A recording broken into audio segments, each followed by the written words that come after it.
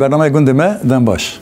جرامه وی هفته یک جنافچین هری نافدار و مزن آرهای واره میرخاص کرد دورش عودی ویران شهره. ویران شهر هرچ قاس لسر رهای بجی به چند و هنر آخه تمثیلیتی سه باجار مزن کردستانت که رها، آمد و مردین. ناو ناوچه به کردی ویران شهر کو دواتای باجار ویران آنگو باجار خرابه دایه. یونانان جره کنستانتین گوتنه. به سوریانی جی ناو ناوچه تلایه. ددم روما و بیزانسی ده وکه آنتونیپولیس و کنستانتین هاتیه گوتن. دیروکا ویران شهر دیگیجه نه 1000 سال بری زاینه. تی گوتن که تربین پیغمبر ایوب و الیاس لگنده نبیهوب هاتنه دیتن. لگوری دیروکناس بیزانس جون مالالاس اف باجار ددم امپراتوریا رومای ده جالی کنستانتین یکم و لنزی باجار کونیه ماکسیمان پولیس هاتیه واکرن. باجار جالی ایریش فارسان و ارتشک که گران و هاتیه هلوشاندن. جسال 363 حتانی 540 اف باجار بویا جیه کی گرینگی دما بیزانسه. هر وها آنتونوپولیس وکه ناوندا ادسا جی هاتیه بکارانین. کشیش ادسای یاکوب بارادئوس لورج دایک بویه. باجار د سال 639 ده جالی عربان و هاتیه فتح کرن. دیروکا جنگهیا لنافچه دیگی سردما سومریان. لنافچه اولی سومری بجیبونه و پشت دستداریت که و دست هیتیتیان. هیتیتیان جی جنافچه را تلا آنجی تلا گوتنه. به قلسبون سروری هیتیتان را به پرانی وکه شهزاده گریدای هیتیتان هاتیه بره برن. هرما کو آرامی لی بجیبونه جنیوکا 10,000 سالی بریا زاینه ده راستی ایرشن آسوریان هاتیه. بری زاینه ده 100 سالا نهاندا هرم کتیه بن دستلاتداری آسوریان. هرم جالی قرالیت آسوریان و تیویران کرن و نشتجیهبونی هرم گرینگی خویا بره ونداد که. به هلوشین قرالیت آسوریان را هرم که به دست مدان. آواهی کو بری زاینه دنیوکا 100 سالا ششان ده جالی هزین پرسی و هات بگرتن راستی ویرانیه که مزن هات. پشتی که اسکندر ماکدونی امپراتوریا پرسان هلوشاند بریا زاینه لدردورا سال 330 ده به قرالیت ماکدونیا و هات گریدان. امپراتوریا که اسکندر دام ازران پشتی مرناوی دناف جنرال وی ده هات پارو کرن و ویران شارجی کت ناو آخا امپراتوریا سلوکوسان. جنیوکا 100 سالا یکی و شونده مدنیت وکه روما، ساسانی، بیزانسی، ارتشین اسلامی و هاتیه بره برن. د چافکانین عثمانیان این سال 1567 ده وکه ناحیه لسر نافچه یا بیرچ که خوید که. وی دمه بیرچوک لسر آمده بو. د سال 1904 ده لنافچه تشکیلات شارداریت آوا کرن. د سرهلدان عشیره ملان ده ویران شاردکوه بن روبریا عشیره لید 8 حزیران سال 1920 ده هزین دولت داگرکر هرمه داگردکن.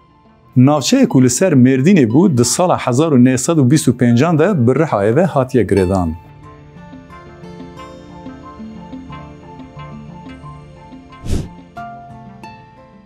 لروجلات ویران شهر کوسر لباکور روجلات دیرکا چیای مازی لباشور سرکانیه لروجاوا رها لباکور روجاوا سرک آنگو گریسور و لباکور چنار آنگو آخبار هنه.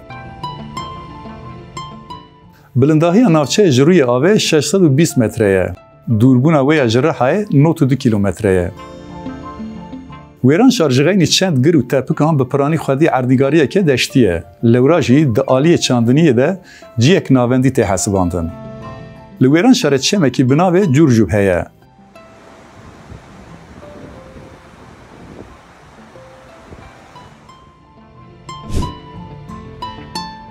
ویران شار لپارزگه ها رهای وکه ناوندا پمویه تیناسین. جبر چاندنیا خویا پیشکتی آبوریا باجر هر کدچه مزنتر دبه و بویا میناکک بو همو باجار این کردستانه.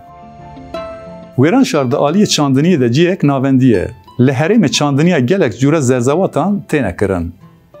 هن جوان جورایان گنم، پنبو، گارس، جه، نیسک، زبش، قاوند، خیار، قیتک، شلنگو، فرنگی، بالیجان و جورین بالیجانان هنن. Dinav vana de yê herî taybet û navdar şelengo ye.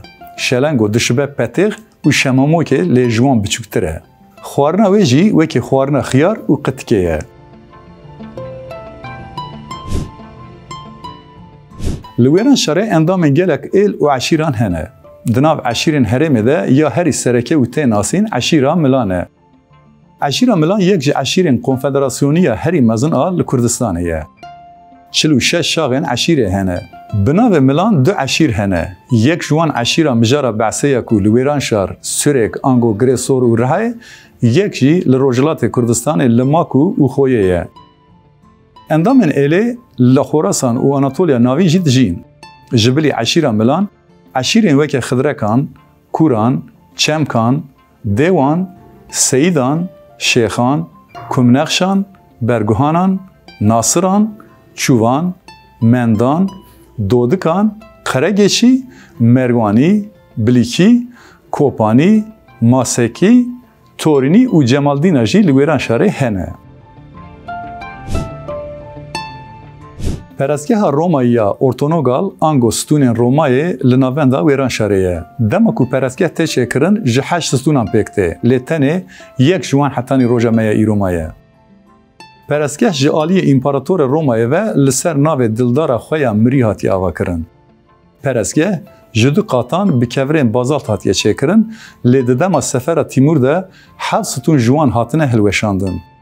Ev jî nîşaneya hovîtiya dagirkerên li ser axa Kurdistanê ye. Avahî şeşgoşe ye. Di serdema Bîzansiyan de jî wek dêr hatiye bikaranîn. Di kolandinên hatine kirin de hatiye tespîtkirin ku ev perestgeha ku wê demê li qadeke mezin hatiye çêkirin, di heman demê de navendeke çandî jî bûye. Li kêleka perestgehê lîwaneke din jî heye. Têketina lîwanê di du deriyên cuda de pêkane. Kela Çemdîn 24 kilometre ji navenda Wêran şerê dûr li gundê Kelê ye. Ev keleha ku ji serdema Romayê maye ji ber girîngiya ciyê xwe weke navçeyê ew jî timî rastî êrişan hatiye. Her şaristaniya ku kelehê bi dest xistiye, hem kelehê restore kiriye û hem jî aydê şaristaniya xwe tiştek lê zêde kiriye. Li dora kelehê ji bo parastinê xendek hene. Ev jî dide nîşan ku keleh bi awayekî mehkem hatiye parastin. Keşîşxaneya Şemûn 2 kilometre dûrî Wêran şerê ye. Keşîşxane li gundê Heftêmal e. Di cîhanê de duyemîn keşîşxaneya herî mezin a Suryaniyan e.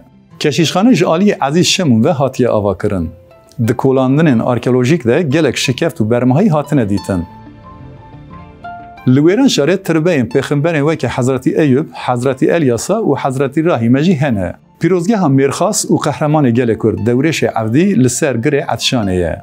Dewrêş ew e ku di oxira evîna xwe de canê xwe, di oxira welatê xwe de evîna xwe feda kiriye.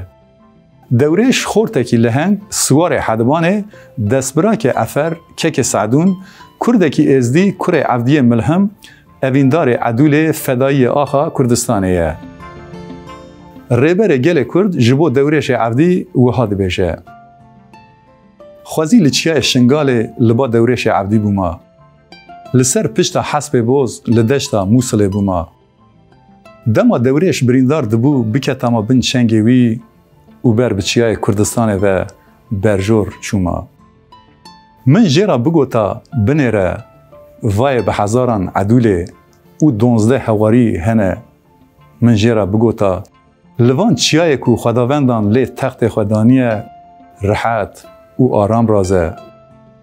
Min jêra bigota mirin ji ku tê û çawa tê bila bê, êdî xeman nexwe. Ya ku hatiye erêkirin Kurdbûn, jiyana azad e, êdî ev rastiya ebedî ye. Belê temaşevanên hêja. Mijara me ya îro navçeya Wêran şara li ser bajarê Rihayê bû. Em ê hewl bidin, heftaya bê bi danasîna navçeyekî din derkevin pêşberî we. Hetanî wê demê hayîş xwe bin. Silav û rêz.